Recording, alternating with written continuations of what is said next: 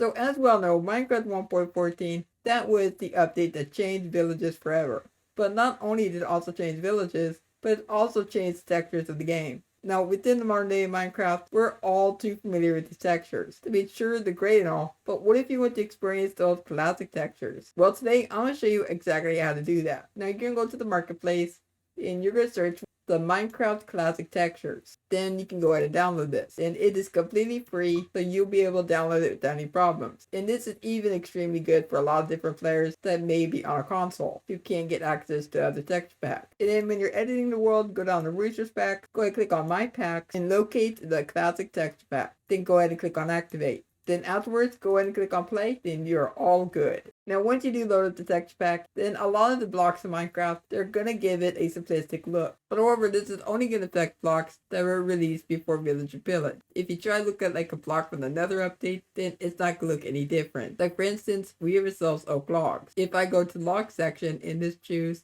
like let's say we choose cherry logs, and I go ahead and place them right next to the oak, then as you can notice, this looks a little bit more high resolution than the standard oak log. It's even noticeable when you take a look at like blocks like netherrack, and you go ahead and compare them to like warp 9M, which is part of the netherrack. If I place this block down, then I place down our old netherrack, then you can see a significant difference. So like if you were to find something another waste that was generating by a warp forest, then it's not gonna look as good. Now let's not forget to mention the stone block. So you can see how ugly these look. Seriously, diorite look like bird poop. I'm not kidding, that's what people call it. The bird poop block. You also got ourselves like the andesite. Then if you were to compare like stone to regular deep slate, then you can see a big difference. Stone, it is too simplistic, while deep slate looks very complicated. We also got ourselves some of the ore. So like if you were to compare this like the deep slate versions, then you can see a big difference. This is what the emerald looks like. These are the redstone bladed blocks. We've got the iron ores, the diamond, and then we have ourselves the gold. So you can see a big difference between the different ore types. And of course, it's also mentioned the mineral related blocks. The emerald block I definitely do not like. Like seriously, to this day, the new emerald blocks look so much better. Even the gold and diamond look so much better now. And then next up, let's go and talk about the mobs. So this texture pack will only affect the old mobs. So if you were to look at mobs like the snippers, or if you look at, let's say, the camel, then you can see a big difference. This is what the pig used to look like. There's also the very simple zombie. We have ourselves the creeper, which definitely looks so much better in today's standards. We also got like the wandering trader. The snipper definitely looks really high resolution. So of course, some of the older mobs of Minecraft, they're only going to be affected by this. And not to mention, you get the old zombie pigmen. This was a change that a lot of people really hated. When they changed the zombie pigmen to be like the zombified pigmen,